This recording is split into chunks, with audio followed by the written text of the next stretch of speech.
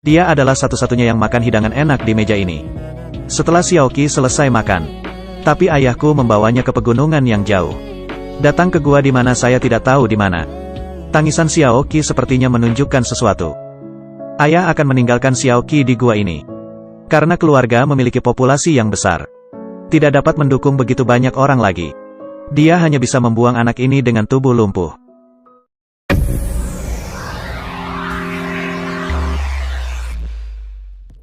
Gadis bernama Xiaoqi.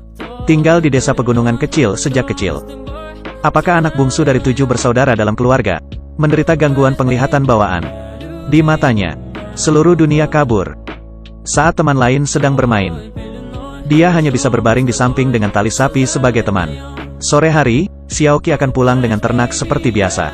Tapi masih di luar, mendengar tangisan saudara-saudaranya. Ternyata ibu Xiaoqi sakit kritis.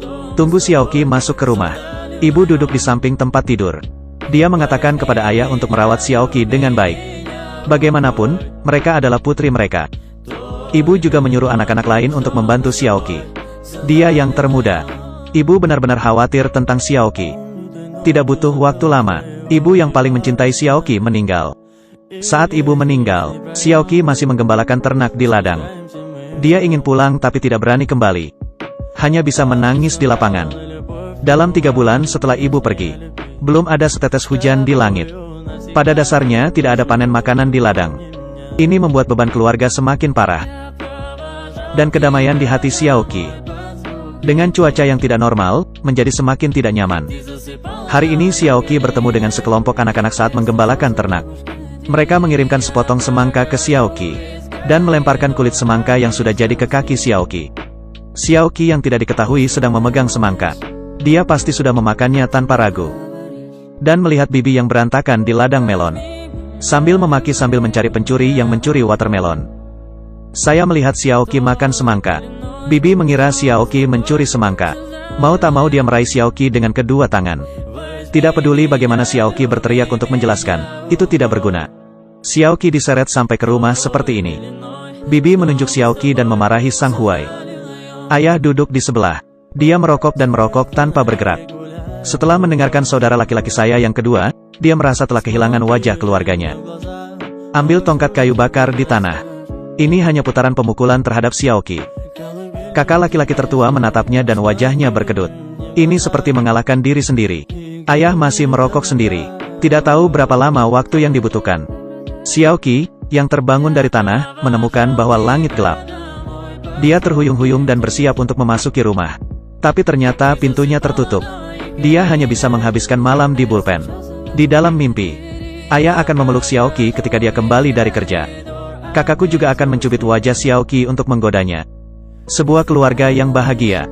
Tetapi ketika saya membuka mata, itu masih sapi yang dingin. Masih acuh tak acuh ayah.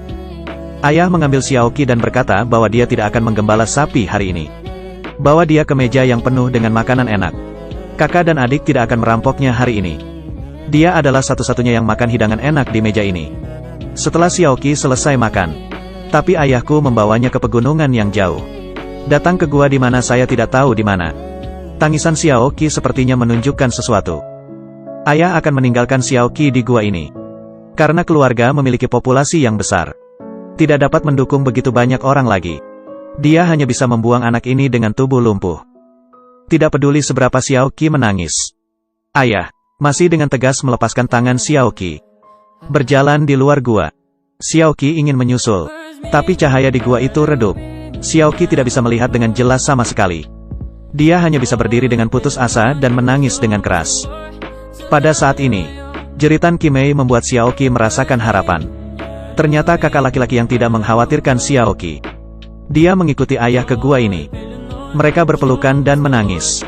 Kayak lama gak ketemu. Saat aku berjalan keluar dari gua, tiba-tiba hujan deras. Tanaman di musim kemarau panjang dan hujan bisa bertahan. Tapi Xiaoqi tidak tahu harus kemana. Dia tidak pernah ingin kembali ke rumah itu. Kakak bilang ada banyak orang di kota. Bahkan jika Anda meminta makanan, dia tidak akan kelaparan. Jadi Xiaoqi dimasukkan ke dalam bagasi mobil. Ditarik ke kota dengan ayam, bebek, dan angsa di bagasi. Melihat Xiaoqi pergi, kakak terus menyeka air mata di wajahnya. Tapi itu tidak jauh lebih baik di kota. Sopir yang menemukan Xiaoqi melemparkannya ke pinggir jalan. Xiaoqi yang tidak tahu harus kemana, hanya bisa didorong ke depan. Semua orang membencinya kotor. Aku takut aku akan mendapat masalah. Tidak ada yang mau mengulurkan tangan membantunya.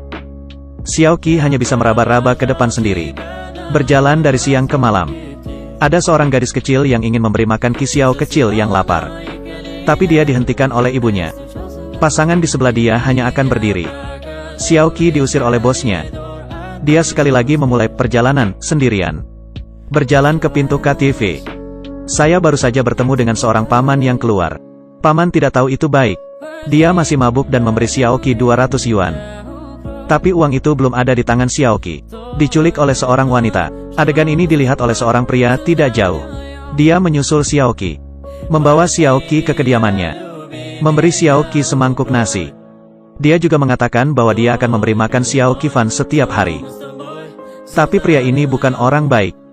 Dia melakukannya untuk tujuan lain. Ternyata dia ingin Xiaoqi pergi ke jalan untuk mengemis dan memberinya uang.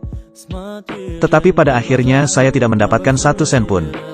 Pria berpikir itu pasti Xiaoqi tidak cukup menyedihkan. Dia akan mengambil pisau untuk memotong tangan dan kaki Xiaoqi. Xiaoqi menangis serak. Saat itu polisi bergegas masuk. Mengontrol pria itu dan menyelamatkan Xiaoqi. Xiaoqi dikirim ke stasiun penyelamat sesudahnya.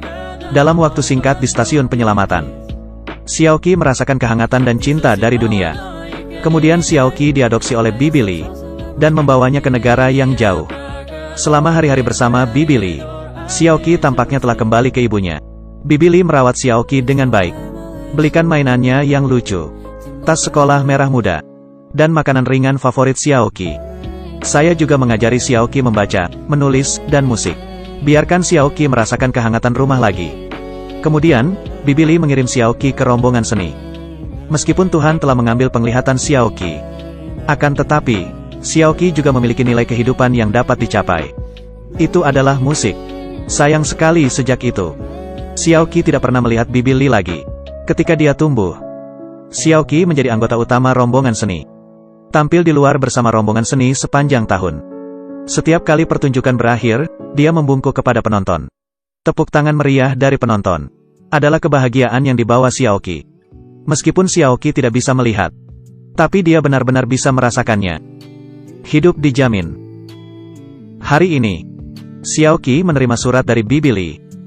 Hanya ada satu alamat dalam surat itu. Simak isi suratnya. Xiaoqi tenggelam dalam pikirannya. Pada malam hari dia memimpikannya gua 10 tahun yang lalu. Gua mimpi buruk itu. Xiaoqi mengerti sudah waktunya pulang. Inilah sebabnya Bibi Li mengiriminya alamat. Kebohongan pasti menjadi harapan. Xiaoqi akan dapat tinggal di rumah suatu hari nanti.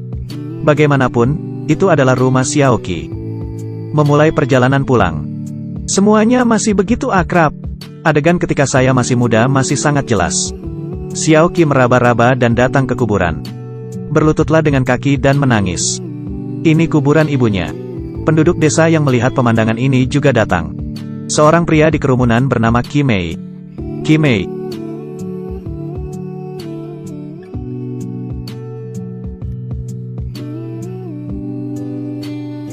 Dage.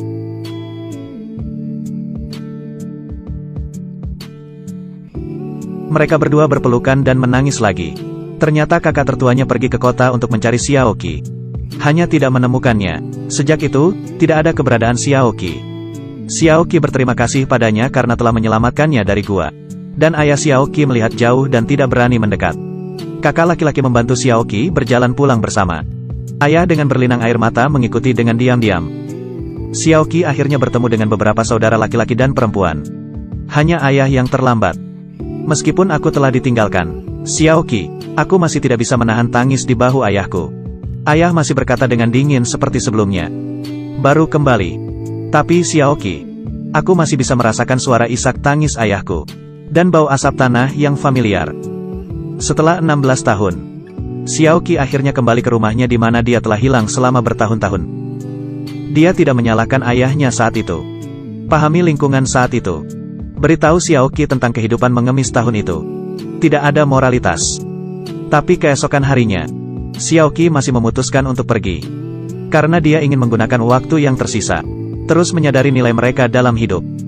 Melihat Xiao Qi pergi, kali ini ayah tua itu mengejar tanpa ragu. Jika Anda adalah Xiao Qi, apakah Anda akan memilih untuk memaafkan ayah?